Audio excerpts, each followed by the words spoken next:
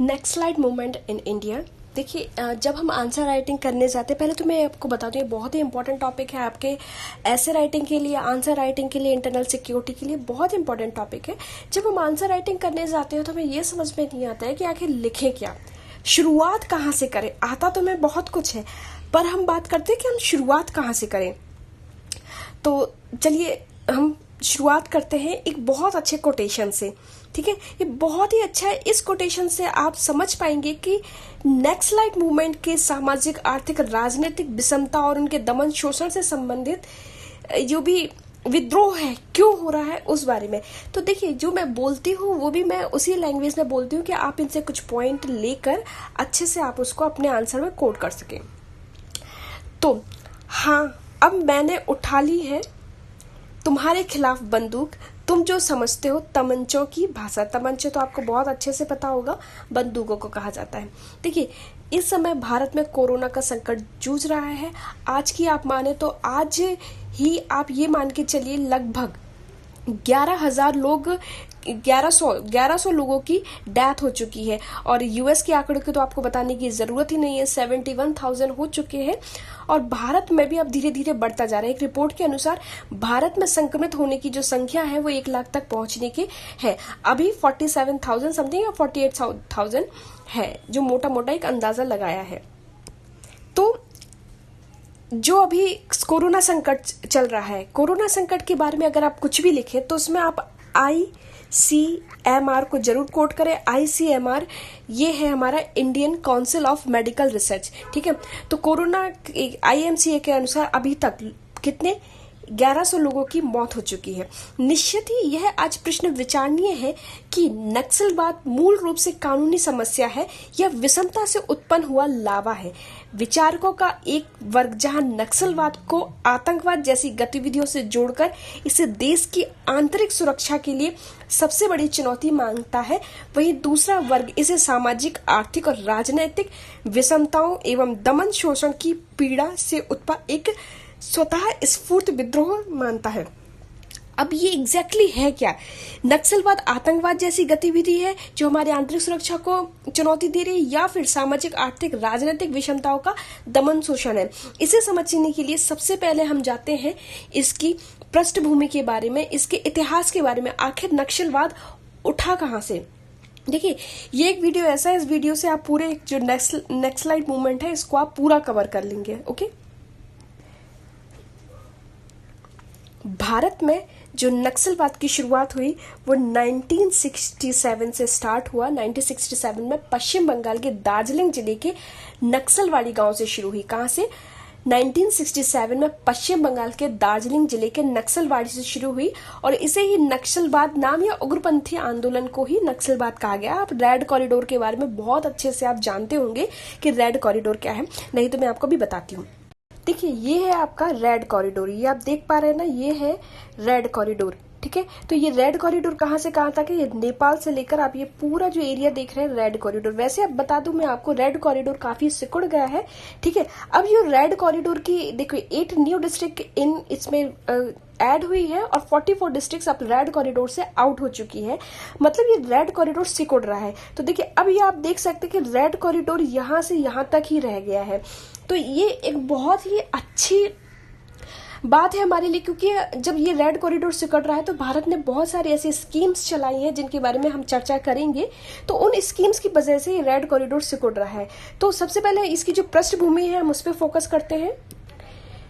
जमींदारों द्वारा छोटे किसानों पर किए जा रहे उत्पीड़न पर अंकुश लगाने के लिए भारतीय कम्युनिस्ट पार्टी के नेता सामने आए, जिनका नाम चारू मजूमदार, कानू सान्याल और ये कन्हई चटर्जी का नाम इसमें प्रमुख है। आपने नाम सुना होगा, चारू मजूमदार, कानू सान्याल, ने हिस्ट्री आपने पढ़ी होगी तो उसमें आपने बहुत अच्छे से इनका नाम सुना होगा। कुछ कम्युनिस्ट गुरिल्ला युद्ध के जरिए राज्य को अस्थिर करने के लिए हिंसा का उपयोग करते हैं, इसे ही नक्सलवाद किया जाता है। ठीक है, किसके लिए? कुछ कम्युनिस्ट द्वारा गुरिल्ला युद्ध के जरिए राज्य को अस्थिर करने के लिए हिंसा का इस्तेमाल करते हैं, इसे ही नक्सलवाद कहा जाता है। भारत में ज्यादातर नक्सलवाद माओवादी विचारधारा पर आधारित है। इसके जरिए वे मौजूदा शासन व्यवस्था को उखाड़ फेंकना चाहते हैं और लगातार युद्ध के जरिए जनताना सरकार लाना चाहते हैं। ठीक है, कौन सी सरकार लाना चाहते हैं? जनताना सरकार लाना चाहते हैं। भारत में जहां वामपंथी आंदोलन पूर्व सोवियत संघ से प्रभावित था, वहीं आज का जो माओवादी चीन से प्रभावित है। ये मौजूदा माओवादी हिंसा, ताकत के बल पर समानांतर सरकार बनाने के पक्ष पर है। समानांतर सरकार मतलब ये जो भारत सरकार बन रही है, इन्हें इनसे कोई मतलब नहीं है। ये अपनी एक सरकार चाहते हैं, जो ये अपनी सरकार चलाएंगे, अपने ही सारे रूल्स एंड रेगुलेशन चलाएंगे। तो सरकार के समानांतर एक सरकार चल रही है, तो इससे ही बोला जाता है समानांतर सरकार। ठीक है, तो भारत में जहां वामपंथी आंदोलन पूर्व सोवियत संघ से प्रभावित है, वही माओवादी चीन से प्रभावित है। तो इसके साथ ही कई दिनों में शहरी नक्सलवाद की भी गतिविधियां देखने को मिलती है। देखिए, यूपीपीसीएस का पेपर उठाकर देखिए, उसमें आपने शहरीवाद से जो प्रभावित, शहरीकरण से उत्पन्न हुई कुछ समस्याओं या फिर उनसे उत्पन्न हुई ये समस्याओं के बारे में क्वेश्चन पूछा गया था, 12 मार्क्स का था। तो वो देखिएगा, आप इसमें इस तरीके की कोट भी करेंगे तो ये भी आपके लिए इम्पोर्टेंट, वहां पर बेनिफिशियल हो जाएगा। अब हम बात करते हैं शहरी नक्सलवाद के बारे में। कुछ विकसित वर्गों में शहरी नक्सलवाद या अर्बन नक्सलिज्म शब्द बहुत तेजी से सामने आया है। शहरी नक्सलवाद से मतलब शहरी आबादी में रहने वाले लोगों से है, जो प्रत्यक्ष तौर पर नक्सलवादी नहीं होते, लेकिन ये नक्सलवादी संगठनों के प्रति और उनकी गतिविधियों के प्रति सहानुभूति रखते हैं। कई बार इन पर नक्सलवादियों के लिए युवाओं की भर्ती की मदद का भी आरोप लगता है। इनमें आप शहरी नक्सलवाद में आप देखिए कि बहुत सारे ऐसे पढ़े लिखे लोग होते हैं। शहरी नक्सलवाद में प्रोफेसर, इंजीनियर्स, डॉक्टर, कई इस तरीके के बड़े लोग, बड़े बहुत ही ज्यादा पढ़े लिखे लोग आते हैं। ये भी एक बहुत बड़ा खतरा बनता जा रहा है। अब नक्सलवाद के कुछ चरण देख लेते हैं हम। ठीक है, देखिए, एक तो ये टॉपिक बहुत इंपॉर्टेंट है ऐसे राइटिंग के हिसाब से भी और इंटरनल सिक्योरिटी के हिसाब से भी, इसीलिए हम इसको डिटेल में पढ़ रहे हैं। ठीक है, तो नक्सलवाद का जो प्रथम चरण है वो 1967 से 1980 के तक का समय नक्सलवादी गतिविधियों का प्रथम चरण रहा। इसका प्रथम चरण मार्क्सवादी, लेनिनवादी, माओवादी पर आधारित था, अर्थात यह वैचारिकी और आदर्श वाली आंदोलन का चरण रहा है। इस चरण में नक्सलवादियों को जमीनी अनुभव तथा अनुभव की कमी देखने को मिली है। इस चरण में नक्सलवादियों को राष्ट्रीय पहचान अवश्य मिली थी। उसके बाद आता है द्वितीय चरण। द्वितीय चरण आता है 1980 से 2004 तक का समय। जमीनी अनुभव, जरूरत, आवश्यकता के आधार पर चलने वाले क्षेत्रीय नक्सलवादी जो गतिविधियों का दौर रहा है वो द्वितीय चरण का रहा है। अब बात करते हैं तृतीय चरण की। तृतीय चरण 2004 से शुरू हुआ, जो वर्तमान तक जारी है। इसमें राष्ट्रीय स्वरूप लेकर उभरा और विदेशी संपर्क भी इसमें बढ़ने लगे, जिससे अब नक्सलवाद राष्ट्र का सबसे बड़ी आतंकवादी चुनौती बनकर उभरा है। तो ये बहुत ही ज्यादा इंपॉर्टेंट हो जाता है। अब हम बात करते हैं नक्सलवाद की उत्पत्ति के कारण क्या थे। ठीक है, प्रारंभिक कारण तो हमने देख लिए क्या थे, जमींदारी और उनका शोषण होना। अब हम बात करते हैं कि इनकी उत्पत्ति के कारण क्या थे। कुछ पॉइंट अगर आप लिख लेते हैं तो नक्सलियों का कहना है कि वे आदिवासी और गरीबों के लिए लड़ रहे हैं, जिसकी सरकार ने दशकों से अनदेखी की है। वे जमीन के अधिकार एवं संसाधनों के वितरण के संघर्ष में स्थानीय सरकार का प्रतिनिधित्व करते हैं। उसके बाद हम बात करते हैं तो माओवादी प्रभावित अधिकतर इलाके आदिवासी बहुल हैं और यहाँ जीवन यापन की बुनियादी सुविधाएं तक उपलब्ध नहीं है। लेकिन इन इलाकों की प्राथमिक संपदा के दोहन में सार्वजनिक एवं निजी क्षेत्र की कंपनियों ने कोई कमी नहीं छोड़ी है। यहाँ के सड़कें हैं, न पानी है, न किसी प्रकार की व्यवस्था है, न शिक्षा है, न स्वास्थ्य संबंधी सुविधाएं हैं और न ही रोजगार के अवसर है। नक्सलवाद के उभार के आर्थिक कारण भी रहे हैं। नक्सलवादी सरकार के विभिन्न कार्यों के कार्यान्वयन में बाधा उत्पन्न करते हैं। ये आदिवासी क्षेत्रों का विकास नहीं होने देते, उन्हें सरकार के खिलाफ भड़काते हैं। वे लोगों से वसूली करते हैं एवं समानांतर अदालतें भी लगाते हैं। ठीक है, इस बात को आप कोट कीजिएगा। प्रशासन तक पहुंच न हो पाने के कारण स्थानीय लोग नक्सलियों के अत्याचार का शिकार होते हैं। अशिक्षा और विकास कार्यों की उपेक्षा ने स्थानीय लोगों एवं नक्सलियों के बीच संगठन को मजबूत बनाया है। सामाजिक विषमता ही वर्ग संघर्ष की जननी है। इस बात को याद रखिएगा। नेक्स्ट, सामाजिक विषमता ही वर्ग संघर्ष की जननी रही है। आजादी के बाद भी इस विषमता में कोई कमी नहीं आई है। नक्सलियों के लिए यह एक बड़ा मानसिक हथियार है। शासन की जनहित के लिए बनने वाली योजनाओं के निर्माण और एवं उनके क्रियान्वयन में गंभीरता, निष्ठा, पारदर्शिता का भी अभाव है। अगर आप ये क्या गवर्नेंस के पॉइंट ऑफ व्यू से भी देखें तो यहाँ पर भी ये बहुत इंपॉर्टेंट हो जाता है, जिसमें वंचितों को भड़काने और नक्सलियों की नई पौधा तैयार करने के लिए माओवादियों को अच्छा बहाना मिल जाता है। आम जनता को यह समझ में आने लगता है कि सत्ता के केंद्र पर बैठे लोग ना तो सामाजिक विषमताएं समाप्त करने, ना भ्रष्टाचार को प्रश्रय देना बंद करते हैं और ना ही नक्सली समस्या के उन्मूलन के प्रति लेश मात्र भी राजनीतिक इच्छा शक्ति है। आर्थिक घोटालों के ज्वर में नक्सलियों को कुछ देर के बाद ही कुछ करने की मानसिकता स्वतंत्रता ही प्रदान करती है। अब हम बात करते हैं इन सब से इतर सरकार द्वारा क्या प्रयास किए जा रहे हैं। तो सरकार द्वारा जो प्रयास किए जा रहे हैं, हम एक बार उन पे थोड़ा सा नजर डालते हैं। देखिए, आमतौर पर कानून व्यवस्था राज्य सूची का विषय होता है, यानी राज्य में कानून और व्यवस्था बनाए रखने का काम संबंधित राज्य का होता है। लेकिन नक्सलवाद की विकटता को देखते हुए 2006 में तत्कालीन प्रधानमंत्री ने इसको राष्ट्र की आंतरिक सुरक्षा के लिए बहुत बड़ी चुनौती बताया और इसके बाद गृह मंत्रालय ने नक्सलवाद की समस्या से निपटने के लिए एक अलग प्रभाग बनाया है। सरकार वामपंथी चरमपंथी से प्रभावित क्षेत्रों में बुनियादी ढांचे, कौशल विकास, ऊर्जा और डिजिटल कनेक्टिविटी के विस्तार का काम कर रही है। सरकार वामपंथ आतंकवादी से अतिवाद से प्रभावित क्षेत्रों में सड़कें बनाने की योजनाओं पर तेजी से काम कर रही है और 2022 तक 48,000 किलोमीटर सड़कें बनाने का लक्ष्य रखा गया है। ठीक है, और आजीविका के तहत रोशनी नामक एक विशेष पहल शुरू की गई है। ठीक है, इसको बहुत अच्छे से लिखिएगा।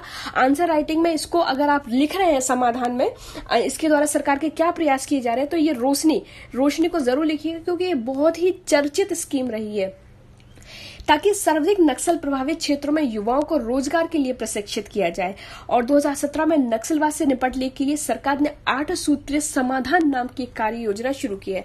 अब हम बात कर लेते हैं ये समाधान पहल क्या है। ठीक है, समाधान में S for smart leadership, A for aggressive strategy, M for motivation and training, A for actionable intelligence, D for dashboard based key performance indicator and key results area, H for harnessing technology या फिर कारगर प्रौद्योगिकी, A for action plan for the each threat, प्रत्येक रणनीति के लिए कार्य योजना, N for no access for to financing, तो नक्सलवादी को वित्त पोषण करने के लिए जो नीतियां हैं उनको विफल करना। ठीक है, तो अब हम बात करते हैं नक्सलवाद के समाधान में जो चुनौतियां हमारे सामने आ रही हैं वो क्या है।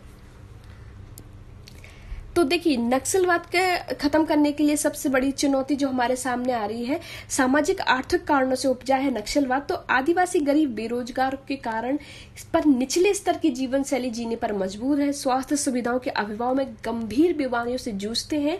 इन क्षेत्रों में असामयिक मौत कोई आश्चर्य की बात नहीं होती है। आदिवासियों का विकास करने के बजाय उन्हें शिक्षा, चिकित्सा और रोजगार देने के बजाय उन्हें परेशान करने के लिए नए नए कानून बनाए जाते हैं। आर्थिक असमानता, भ्रष्टाचार की खेती की दुर्दशा, इस तरीके की जो व्यवस्था है वो जैसी की तैसी बनी हुई है। यकीनन इन तरह की समस्याओं से हमें असंतोष के बीज होते हैं, जिनमें विद्रोह करने की क्षमता उत्पन्न होती है। इन्हीं असंतोषों की वजह से ही नक्सलवादी सोच को बढ़ावा मिल रहा है। इसमें बड़ी विडंबना है कि ये सरकारें शायद ही इस समस्या से संभावित पहलुओं पर विचार नहीं कर रही है। इसके साथ ही बुनियादी ढांचे का अभाव तथा प्रशिक्षित मानव संसाधन और संचार सुविधाओं की भी कमी है। नक्सलियों द्वारा अंतर्राज्यीय सीमा का लाभ उठाया जाना, केंद्र और राज्यों तथा अन्य राज्यों के बीच आपसी समन्वय भी न होना, ये भी एक बहुत बड़ी समस्या है। इसके बारे में अगर हम इसके आगे की राह देखें तो देखिए, एक तरफ जहां इस समस्या की वजह से आर्थिक और सामाजिक विषमता समझी जा रही है, वहीं दूसरी ओर इसे अब एक राजनीतिक समस्या भी समझा जाने लगा। यही कारण है कि जानकारों की नजर में नक्सलवाद सियासी दलों का एक चुनावी तवा है, जिस पर मौका मिलते ही रोटी सेकने की कोशिश की जाती है। ऐसा इसलिए कहा जाता है क्योंकि हमारी सरकारें लगातार संविधान की 5वीं अनुसूची को तरजीह देने की से कतराती है। गौरतलब है कि इस अनुसूची में अनुसूचित क्षेत्रों, अनुसूचित जनजातियों के प्रशासन पर नियंत्रण से जुड़े मामले आते हैं। 5वीं अनुसूची के तहत अनुसूचित क्षेत्रों में ट्राइब्स एडवाइजरी काउंसिल की स्थापना की बात की गई है। इन क्षेत्रों में एडवाइजरी काउंसिल के का एक तरह की पंचायत होती है जो आदिवासियों को अपने क्षेत्रों में प्रशासन करने का अधिकार देती है। इस काउंसिल में अधिकतम 20 सदस्य होते हैं, जिनके तीन चौथाई सदस्य वे होते हैं जो संबंधित राज्य की विधानसभा से अनुसूचित क्षेत्रों का प्रतिनिधित्व करते हैं।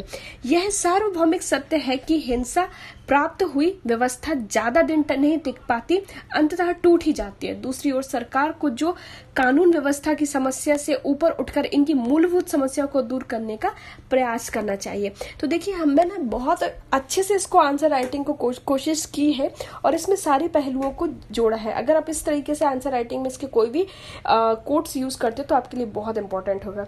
So thank you and thanks for watching. और इस तरीके के वीडियोज और देखने के लिए please do like and subscribe my channel. Thank you.